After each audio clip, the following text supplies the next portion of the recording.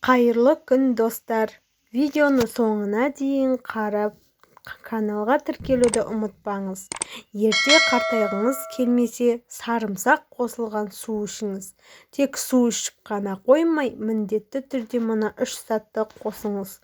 Әлем ғалымдарының зерттеуіне сүйенсек, ең ұзақ өмір сүретіндер әрі денсаулығы мықты болатындар жапондықтар.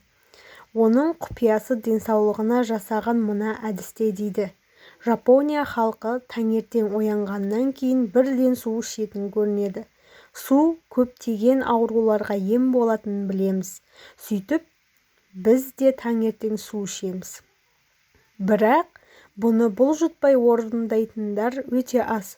Өздеріңізге мәлім, су бас ауруларын, жүрек проблемаларын, бронхит, ас қорытуды және басқа ауруларды емдейтін сиқырлы күш.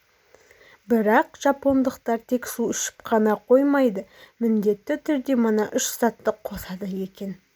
Лимон қосылған су.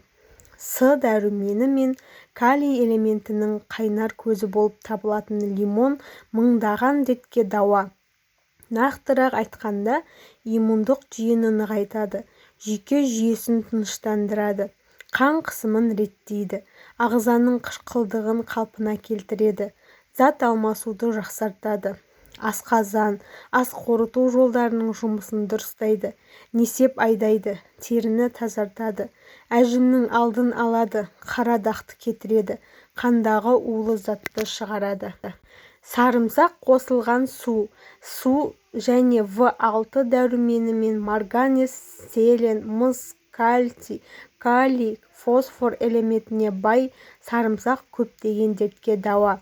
Әсіресе ағзаны бактерия мен вирустан қорғайды, жүректің жұмысын жақсартады, қан тамырларды тазалайды, қанды сұйылтады, беттегі әжімді бөртпені кетіреді.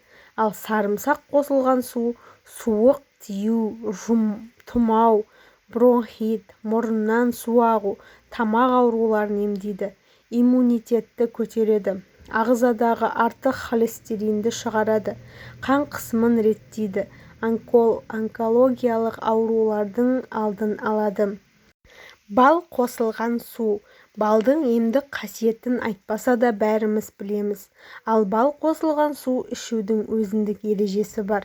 Бұл емдік сусынды тамақтанудан 30 минут бұрын ішесіз. Мейлінше ішетін кезде дайындау керек. Алдын ала дайын қойып, тоңазытқышқа сақтауға болмайды. Ондай жағдайда құнарын жоғалтады. Бал қосылған суды таңертең аш қарынға немесе түнде ұйқыға жатар алдында ішуге болады. Өйткені бал ұйқы шақыратын қасиетке ие. 30 грамм балды бір стақан жылы 36-37 градус суға араластырып ем ретінде ішесіз. Сонда қан қысымы реттеледі, жүйке жүйесі тынышталады, ағза дәрумен мен минералды затқа бай болады. Ағзаны қуаттандырып, жұмысқа қабілетті ашады, метаболизмді дұрыстайды, асқазан ішек жолдарын жақсартады, ағзаны токсиннен, бос радикалдан тазалайды, суыққа қарсы күреседі, бас ауруын қойдырады. Міне бір стақан суды 1001 түрлі дертке дауа болатын керемет қасиетімен таныстық. Ендеше ерінбей ем ретінде қабылдауға асығайық. Ескерту: халық емін қолданбас бұрын міндетті түрде дәрігермен кеңесіп алыңыз. Видео ұнаған болса, лайк басып, пікір жазып, каналға тіркелуді ұмытпаңыз.